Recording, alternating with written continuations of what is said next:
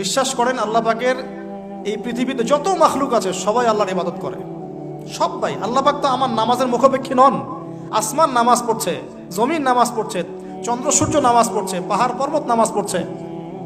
একজন সুফি পীর সাহেবের সাথে সাক্ষাৎ হয়েছিল, তিনি বলেছেন যে আমাদের বডির মধ্যে যে কীটপতঙ্গগুলো থাকে সেগুলো তাসবিহ পাঠ করে। তো আল্লাহ পাক তো আমার নামাজের মুখাপেক্ষী নন।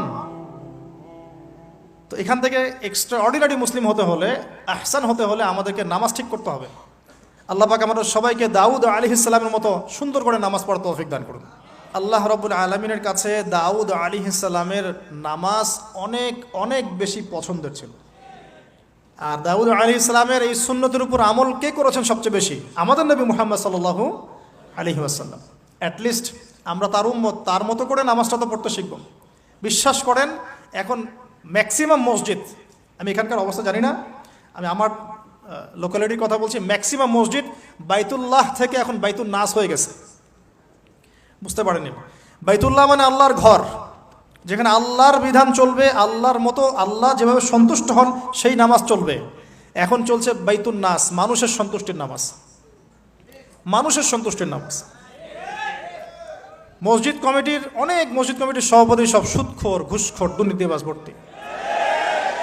ইমাম সাহেব কিছু বলতেও পারে না, বেচারা কি বলবে, বললেই তো চাকরি শেষ। একদিন এক ইমাম সাহেবের সাথে গল্প হচ্ছিল, তিনি বলছেন যে আমি ভাই প্রথম দিন খুতবা দিয়েছি সুদের উপরে, প্রথম দিন খুতবা দিয়েছি সুদের উপরে। তারপরে আমাকে সুন্দর করে রিমান্ডে নিয়ে নিল আর কি কমিটি। তারপরে তওবার উপরে আমি আলোচনা করেছি, তওবার উপরে আলোচনা। এগুলো কিন্তু বাস্তবতা। বাইতুল নাস হয়ে গেছে মসজিদগুলো এখন। নামাজের কোনো আধ্যাত্মিকতাই পাচ্ছেন না আপনি, মারেফতি নাই। এই যে আমরা দাঁড়িয়ে বলি আউযু বিল্লাহি মিনাশ শাইতানির রাজিম মিন নাফখিহি ওয়া নাফসিহি ওয়া হামজিহি, কত পার্সেন্ট মানুষের অর্থ জানে? আমরা বলি বিসমিল্লাহির রহমানির রহিম, এই বিসমিল্লাহির রহমানির রহিম মানে বিসমিল্লাহ, খালি এতটুকু সিনটা শোনা যায়, বাকি আর কিছু শোনা যায় না। অথচ শুধু এই বিসমিল্লাহর প্রতি সম্মান প্রদর্শন করার জন্যে আল্লাহ পাক সাবার রানী বিলকিসকে ইসলাম কবুলের সৌভাগ্য দিয়েছিলেন। মনে আছে সুলাইমানের চিঠি? হয়তো অনেকে পড়েছেন। সুলাইমান আলাইহিস ইসলাম চিঠি দিয়েছেন, আমার কাছে আত্মসমর্পণ করো। তো রাজার পরিষদ সবাই বলছে আমরা উলুল কুওয়া, আমরা শক্তিশালী, আদেশ করেন লড়াই করব। বিলকিস বলছে না, ইন্নাহু মিন সুলাইমান, এটা সুলাইমানের পক্ষ থেকে আসছে। ওয়া ইন্নাহু বিসমিল্লাহির রহমানির রহিম, এখানে আছে পরম করুণাময় অসীম দয়ালু আল্লাহর নামে শুরু করছে। এই বিসমিল্লাহর প্রতি সম্মান প্রদর্শনের ওসিলায় আল্লাহ রাব্বুল আলামিন এই সাবার রানী বিলকিসকে এই ইসলাম কবুলের সৌভাগ্য দিয়ে দিয়েছেন। আলহামদুলিল্লাহ। বিসমিল্লাহ ঠিক নাই তেলাওয়াতে, কোরআন তেলাওয়াত ঠিক নাই নামাজের মধ্যে, এক একটা হরফের উচ্চারণ কোথায় কি হচ্ছে কেউ বুঝতেই পারছি না আমরা। আলহামদুলিল্লাহ রাব্বিল আলামিন কি পড়লো আল্লাহই ভালো জানে। এটা কি মন্ত্র নাকি? আলহামদুলিল্লাহি রাব্বিল আলামিন একটা অনুভূতি আছে, একটা অর্থ আছে। সমস্ত প্রশংসা এই জগৎ সমূহের রব আল্লাহর জন্য। আর রহমানির রহিম, যিনি পরম করুণাময় অসীম দয়ালু, একটা ফিলিংস আছে। মালিকি ইয়াউমিদ্দিন, যিনি বিচার দিনের মালিক। ইয়াকা না'বুদু, আমরা শুধু তোমার ইবাদত করি। ওয়া ইয়াকা নাস্তাঈন, শুধু তোমার কাছেই সাহায্য চাই। একসাথে বলি আমরা নামাজে ইহদিনাস সিরাতাল মুস্তাকিম, আল্লাহ আমাদেরকে সোজা সরল পথ দেখাও। কোথায় ফিলিংস? সিরাতাল লাযীনা আন'আমতা আলাইহিম, এই যে এক্সট্রাঅর্ডিনারি মানুষদের পথ দেখাও আমাদেরকে, যাদের প্রতি আপনি অনুগ্রহ করেছেন। গায়রিল মাগদুবি আলাইহিম, ওই মাগদুবদের পথ চাই না আল্লাহ। কোন মাগদুব? ইহুদি জাতি, ইহুদি নাসারা, ইনক্লুডিং আমাদের বাথরুমের টয়লেটস, মানে বাথরুমের কমোড। আপনার আমাদের বাথরুম থেকে নিয়ে গ্লোবাল সিস্টেম কোনটা ওদের বাইরে আছে বলেন? হ্যাঁ, ওদের ভালো জিনিস নেওয়া যাবে না এমনটা নয়, কিন্তু এমন নীতি আদর্শ নেওয়া যাবে না যেটা ইসলামের সাথে কনফ্লিক্ট হয়। কনফ্লিক্ট কি ইকোনমিক সেকশনে হচ্ছে না? রিবা কেন্দ্রিক ইকোনমিক সিস্টেম কি ইসলামিক? আল্লাহ সুবহানাহু ওয়া তাআলার ল বহির্ভূত পলিটিক্যাল সিস্টেম কি ইসলামিক? এটা নিজেকে প্রশ্ন করি না, অ্যান্সার আপনি খুঁজে আপনার কবরে আপনি যান। কেউ কারোর সাথে লড়াই করছি না। এখন দেখুন, এই যে সূরা ফাতিহা অর্থ বুঝলাম না, একটা সূরা পড়ে গেলাম কুল হুয়াল্লাহু আহাদ, কি কুল হুয়াল্লাহু আহাদ মানে কি? এটা উচ্চারণই বা কেমন করে করতে হয়? কুল, বলুন, হুয়াল্লাহু আহাদ, তিনি আল্লাহ এক। এই যে কুল হুয়াল্লাহু আহাদ অনেকে বলতে পারে না। কুল হুয়াল্লাহু আহাদ এটা কি সব একসাথে মিলে একটা শব্দ?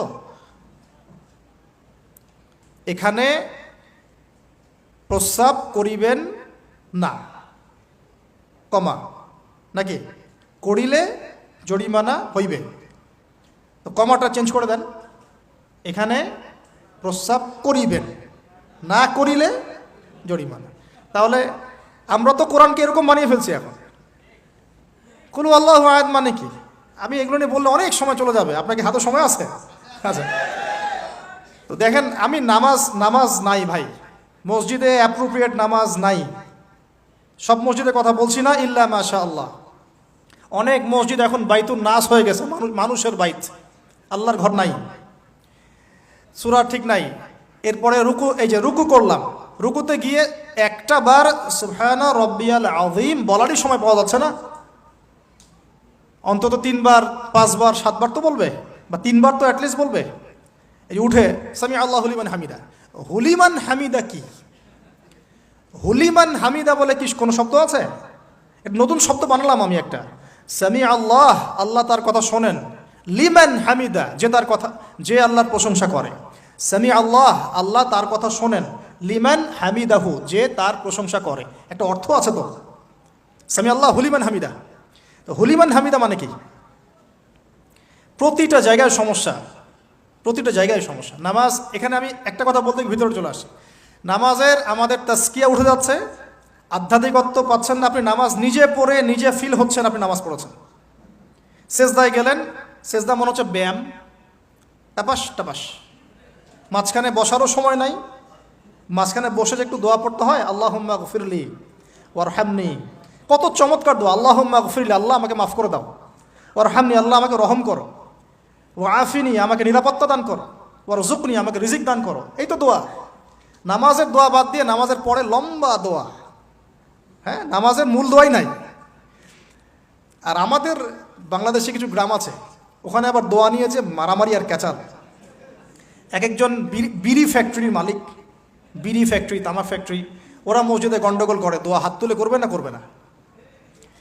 মানে বাদ দেন, আল্লাহ হেফাজত করুন আমাদেরকে। আল্লাহ আমাদেরকে পরিপূর্ণরূপে নামাজ পড়ার তৌফিক দান করুন। নামাজের প্রত্যেকটা বিষয় বুঝে বুঝে পড়লে এত মজা লাগে, এত স্বাদ লাগে, আপনি নামাজে ডুবে যাবেন। আর নবী সাল্লাল্লাহু আলাইহি ওয়াসাল্লাম কীভাবে সারা রাত নামাজ পড়তেন, মানে রাতের একটা লম্বা অংশ কেমন করে নামাজ পড়তে পারতেন? কারণ তিনি তো ফিল করতেন কি পড়তেছেন, তার তো ক্লান্তি লাগতো না। তার পা কখন ফুলে গেছে তার টেরি নাই, টেরি পাচ্ছেন না তিনি। কেন সাহাবীদের পা থেকে তীর খোলা যেত? কারণ নামাজে দাঁড়িয়ে তারা ডুবে গেছেন আল্লাহর মধ্যে। আল্লাহ এটা তো বললে অনেকে আকীদার প্রশ্ন তুলবে। আসলে আল্লাহ পাকের সাথে আমি বিলীন হয়ে যাচ্ছি এখানে। এই বিলীন মানে কি? শারীরিক বিলীন। আমার মনন আল্লাহর প্রতি নিবদ্ধ হয়ে যাচ্ছে। এই তো নামাজ। এই নামাজ মেরাজুল মুমিন বলে না, আল্লাহর মুমিনদের জন্য মেরাজ। নামাজটাই তো মুমিনদের জন্য মেরাজ। তো মেরাজ মানে কি? সাক্ষাৎ, দেখা সাক্ষাৎ। তা আমাদের নামাজে তো আল্লাহর কোনো ফিলিংসই আসছে না। সেজদা করছে, সেজদায় নবীজি বলেছেন বেশি বেশি দোয়া করো, কারণ সেজদায় যে দোয়াটাই করবা কবুল হয়ে যাবে ইনশাআল্লাহ। তো সেজদায় তাসবিহ পড়ারই টাইম পাচ্ছি না, দোয়া করব কখন? একটা দোয়া করতে গিয়ে দেখলাম ইমাম সাহেব তাশাহুদ শুরু করে দিয়েছে, আর আমি তাশাহুদ ধরতে গিয়ে দেখলাম তাশাহুদ শেষ করতে করতে সালাম শেষ, আমার দরুদ শরীফ বাকি আছে। তো ওই জন্য বিশ্বাস করেন আমি নামাজটা আবার দৌড়ায় পড়ে আসছি, মাগরিবের নামাজ। ছোট ভাইকে নিয়ে বললাম পাশে দাঁড়া, নামাজ হয় নাই। কেন হয় নাই? রুকু সেজদা করতে পারি নাই। নামাজ হবে কিভাবে? এক ওয়াক্ত নামাজ চলে গেল। এই এক ওয়াক্ত নামাজ কি আমার জীবন আবার ফিরে আসবে কিনা? আর আপনারাই বলেন তো, কিয়ামতের মাঠে সবচেয়ে প্রথম কোন আমলের হিসাব হবে? আমার এই বড় বড় কথা, দিন কায়েম, জিহাদ, এই সেই, হাবি জাবি, অনেক বড় বড় কথা, নামাজ ঠিক নাই, কি হবে? ফায়দা আছে কোনো? এই জিনিসটা যদি আমাদের সমাজ থেকে আস্তে আস্তে বিদায় নিতে থাকে তাহলে তো সমস্যা। আল্লাহ পাক আমাদের সবাইকে পরিপূর্ণ নামাজি হওয়ার তৌফিক দান করুন।